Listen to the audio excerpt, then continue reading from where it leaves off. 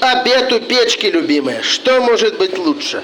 Курица, помидор, перец, бутерброды.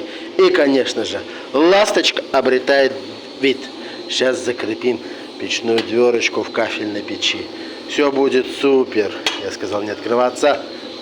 А ты присылай в студию, как ты называешь свою ласточуню любимую.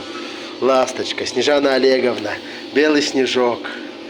А мы пока приступим к обеду. Но ты помни, заявка на номер 8029-364-6925 принимается круглосуточно.